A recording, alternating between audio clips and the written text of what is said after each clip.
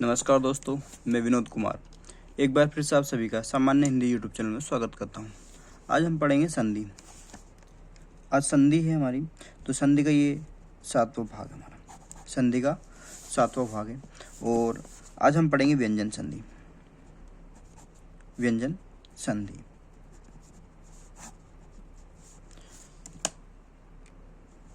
तो आज हम पढ़ेंगे व्यंजन संधि है।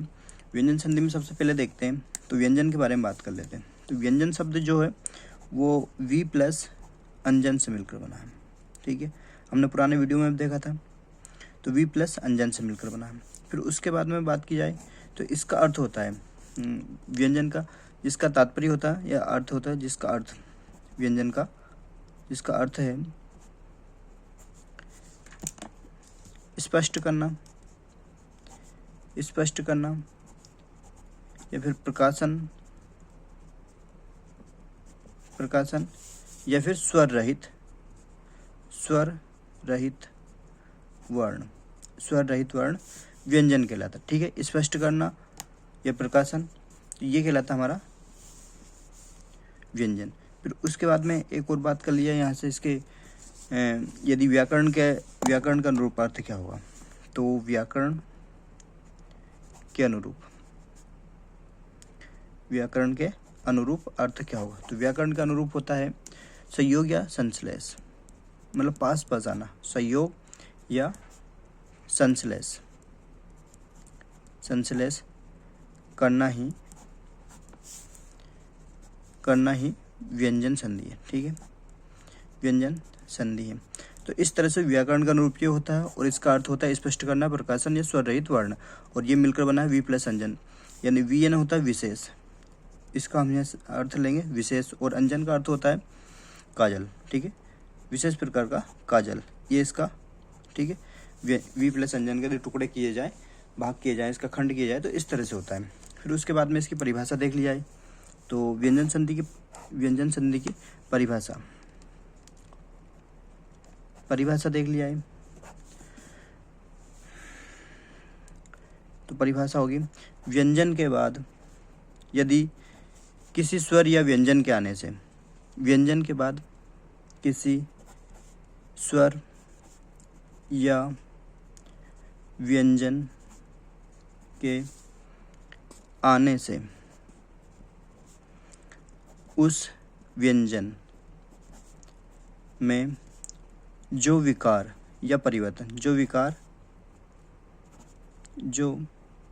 विकार या परिवर्तन होता है उसे व्यंजन संधि कहते हैं। ठीक है, तो यहाँ से इतनी चीज़ आपको क्लियर हो गई। तो इसके यदि हम टुकड़े करेंगे व्यंजन के, तो वी प्लस अंजन में होगा, और वी का अर्थ विशेष और अंजन का अर्थ होता है काजल, और जिसका अर्थ है मतलब व्यंजन का पूरे इस व्यंजन का अर्थ बता रहे हैं स्पष्ट करना, प्रकाशन या स्वर रहित वर्ण। और व्याकरण के अनुरूप क्या होगा, जिन विद्वानों ने कहा है कि संयोग या संश्लेष करना ही व्यंजन संधि है। और परिभाषा होगी व्यंजन के बाद किसी स्वर या व्यंजन के आने से उस व्यंजन में, मतलब जो प्रथम शब्द और हमने द्वितीय शब्द की बात की थी, प्रथम शब्द का अंतिम वर्ण और द्वितीय शब्द का आदि वर्ण, उसके संदर्भ में बात हो रही है यहाँ पर। ठीक है, तो किस तरह से होगा, जैसे कुछ एग्जाम्पल देखते हैं। एक है सदगति, तो इसका सत प्लस गति। ठीक है, सदगति ये है हमारा। तो यहाँ पर देखिए आप, ये जो है सत में ता, तो ता इसका व्यंजन वर्ण है। ता क्या हो जाएगा हमारा व्यंजन वर्ण, और हलंत लगा हुआ है इसमें, तो ये होगा व्यंजन वर्ण। कौन सा, ता हलंत रूपी है और व्यंजन वर्ण, प्लस ये जो दूसरा शब्द का आदि वर्ण गा है, तो गा कैसा है, ये भी तो व्यंजन वर्ण है, गा भी। ठीक है, इन दोनों से ये होगा। अब एक अन्य देखते हैं, वाक प्लस ईस। ठीक है, वाक प्लस ईस, ये होता है वागीस। तो यहाँ पर का है, तो का ये भी तो व्यंजन वर्ण है, का व्यंजन वर्ण है। और इसमें देखिए ई है, तो ई क्या है, ई तो स्वर वर्ण है, हमने स्वर देखा था, तो ये स्वर वर्ण है। तो हमने यहाँ परिभाषा देखी थी कि व्यंजन के बाद किसी, यानी व्यंजन के बाद यहाँ पर देखिए व्यंजन के बाद किसी स्वर, ठीक है, किसी स्वर, तो यहाँ से स्वर आया। और यदि व्यंजन के बाद किसी व्यंजन, तो व्यंजन के बाद ही व्यंजन आ जाता है, ठीक है, तो व्यंजन के बाद व्यंजन आता है। लेकिन यहाँ पर ये जो परिभाषा ये कहीं कहीं गलत भी सिद्ध होती है कि व्यंजन के बाद, यानी स्वर के बाद व्यंजन भी आ सकता है। तो यहाँ पर क्या हो सकता है, एक अन्य परिभाषा यदि हम यहाँ से लिखना चाहें तो किस तरह से हो सकती है कि व्यंजन के बाद व्यंजन ही नहीं, व्यंजन के बाद स्वर भी हो सकता है। जैसे है विषम, विषम लिखते हैं हम, विषम है एक एग्जाम्पल। देखिए तो विषम का यदि संधि विच्छेद करें, विषम शब्द है हमारा ये सम, विषम का यदि संधि विच्छेद करें तो वी प्लस सम, ठीक है, यही होगा। तो वी ये क्या हो गया, ये तो ई हो गया, क्योंकि जो प्रथम शब्द है उसका आदि वर्ण क्या हो गया, प्रथम शब्द का अंतिम वर्ण, प्रथम शब्द का अंतिम वर्ण ई हो जाता है, और जो द्वितीय शब्द उसका आदि वर्ण सा हो जाता है। तो ई प्लस सा क्या मिल रहा, ई प्लस सा मिल रहा है यहाँ पर। तो ई और सा से ये सा हो रहा। तो यहाँ पर तो स्वर है, पहले शब्द में तो स्वर है और दूसरे में व्यंजन है। लेकिन हमने यहाँ पर क्या देखा कि व्यंजन के बाद किसी स्वर या व्यंजन के आने से, तो ये परिभाषा यहाँ पर गलत हो जाती है। तो आपको ध्यान क्या रखना है, ये परिभाषा तो है, ये तो होती है, लेकिन यहाँ पर मैं कुछ लिख रहा हूँ, जैसे व्यंजन के बाद व्यंजन आए, ठीक है, पहला तो ये है नियम कि व्यंजन के बाद व्यंजन आए तो भी व्यंजन संधि होती है। दूसरा है कि व्यंजन के बाद स्वर आए तो भी व्यंजन होता है, ठीक है, व्यंजन संधि की बात हो रही। यदि व्यंजन आ जाए, जो प्रथम शब्द है उसका आदि वर्ण यदि व्यंजन हो, और जो दूसरा शब्द है उसका, जो प्रथम शब्द है उसका अंतिम वर्ण, प्रथम शब्द का अंतिम वर्ण देखेंगे हम, ठीक है, और उसके बाद में जो प्रथम शब्द है उसका अंतिम वर्ण स्वर हो, और जो द्वितीय शब्द है उसका यदि व्यंजन हो। प्रथम शब्द का है, तो यहाँ पर देखेंगे प्रथम शब्द जैसे ये वाला है वाक प्लस इस, तो पहला शब्द हो गया। अब पहले शब्द का अंतिम वर्ण अंतिम वर्ण होता है। तो अंतिम वर्ण ये वाला है का, अंतिम वर्ण का है, का क्या है, व्यंजन है, हाँ। और उसके बाद में यदि स्वर हो या व्यंजन हो, यहाँ पर स्वर भी हो सकता है और व्यंजन भी हो सकता है, ठीक है। तो ये आपको ध्यान रखना है इतनी बातें। तो ये भी क्या होगा, व्यंजन संधि होगी, ठीक है। यहाँ से इतनी चीजें आपको क्लियर हो गई होंगी। अब एक बात यहाँ नोट करके लिख लीजिए आप, तो इसमें लिखिए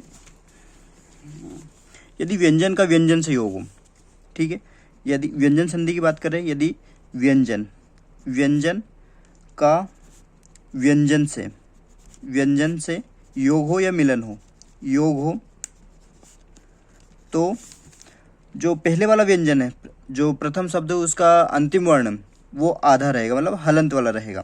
हो तो प्रथम शब्द का अंतिम वर्ण की बात हो रही, तो अंतिम वर्ण क्या होगा, हलंत रहता है, ठीक है। लेकिन यहाँ पर ये पहला है, नोट करके लिख रहा हूँ मैं। और उसके बाद में यदि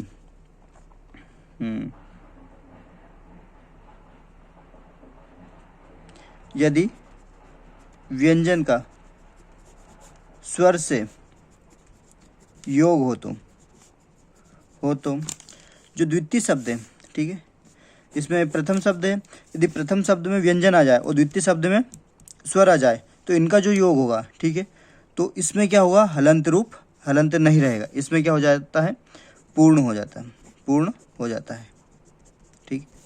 किसके योग से, यदि यदि व्यंजन का स्वर से योग, ठीक है, यदि व्यंजन का, जैसे कोई सा भी शब्द है, अभी हमने देखा था, अभी फिर से हम कुछ एग्जांपल देखते हैं। जैसे प्रति प्लस छवि, ठीक है, एक एग्जांपल तो ये है, तो इसका होता है हमारा प्रतिच्छवि,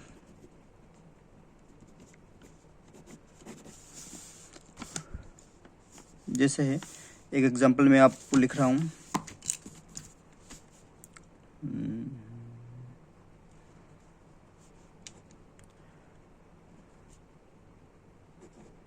जैसे दिक प्लस गयंद, गयंद, ठीक है, ये एग्जांपल हो गया। तो यहाँ पर का है, तो ये जो है का, ये इसी के साथ चेंज हो जाएगा। कैसे? दिग, क्योंकि ये कैसा है, तो ये हमारा व्यंजन का कैसा है, का हलंत लगा और व्यंजन वर्ण है, ठीक है, व्यंजन वर्ण है, का हलंत लगा, और गा भी व्यंजन वर्ण है, व्यंजन वर्ण है। तो यहाँ पर गा इस तरह से गयंद, गयंद ये हो जाता है हमारा दिक प्लस गयंद। तो इस तरह से संधि होती है। फिर उसके बाद में एक अन्य एग्जांपल देख लेते हैं, जिससे आपको सारी चीज़ें और भी अच्छे से क्लियर हो जाएंगी। जैसे एक सुषमा, सुषमा, ठीक है। अब इसका संधि विच्छेद करेंगे, सु प्लस समा, ठीक है, सु प्लस समा। तो यहाँ पर ये जो प्रथम शब्द हमारा, प्रथम शब्द का अंतिम वर्ण देखेंगे तो अंतिम वर्ण क्या आ रहा, उ आ रहा, छोटा छोटा उ आ रहा। और जो दूसरा शब्द है उसका आदि वर्ण देखेंगे हम, ठीक है, यहाँ पर अंतिम वर्ण देखा था, यहाँ पर आदि वर्ण देखेंगे, तो ये सा है, ठीक है। तो अब यहाँ से देखिए ये दोनों हो जाते हैं वापस ये वाला सा, ठीक है, सुषमा। यदि सात आएंगे ये, तो ये वाला सा में कन्वर्ट हो जाते हैं, सुषमा। उसके बाद में वागीश, वागीश अभी हमने देखा था, वागीश, ठीक है। तो वाक, इसका संधि विच्छेद होगा वाक प्लस ईस, ठीक है, वाक प्लस ईस। तो यहाँ पर तो हमने ये का है, का क्या है, हलंत रूप में है, तो ये हो गया व्यंजन वर्ण, व्यंजन वर्ण हो जाता है। अब व्यंजन वर्ण है, और ई जो है, ई है, तो ये स्वर है, स्वर वर्ण। तो जब ये जो है का, यदि का है हलंत रूप में, यहाँ पर व्यंजन है, यदि व्यंजन ई से जुड़ेगा, ये तो स्वर हो गया, तो ये का तीसरे वर्ण में चेंज होता है। एक नियम है, ये नियम हम देखेंगे अभी।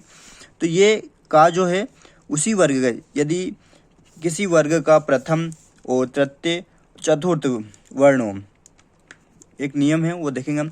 किसी भी वर्ग का, जैसे कचट तप है, क तप ये है, और इसके बाद में उसी वर्ग का तीसरा या चौथा या फिर या वा रा अंतस्थ व्यंजन है, ठीक है। अंतस्थ व्यंजन की बात की जाए तो वो उसी वर्ग के तीसरे वर्ण में चेंज हो जाता है। कौन सा? कचट तप, मतलब ये का है वो गा में चेंज हो जाएगा, चा है वो हमारा जा में, ठीक है। तो इसी तरह से आगे बढ़ता रहेगा, तो उसी वर्ग में, तो ये हम अभी देखेंगे इसके बाद में। तो ये उसी के अनुरूप बदलता है, ठीक है। का वर्ग का खा गा तीसरा है, तो गा में चेंज हुआ, तो ये वही है।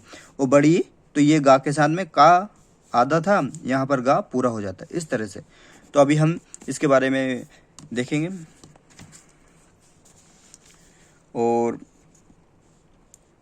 एक अन्य एग्जांपल देख लीजिए, जैसे वाक प्लस ऋषभ, ऋषभ ये है वाग ऋषभ का, वाग ऋषभ, ठीक है, वाग ऋषभ, इस तरह से लिखा जाता है।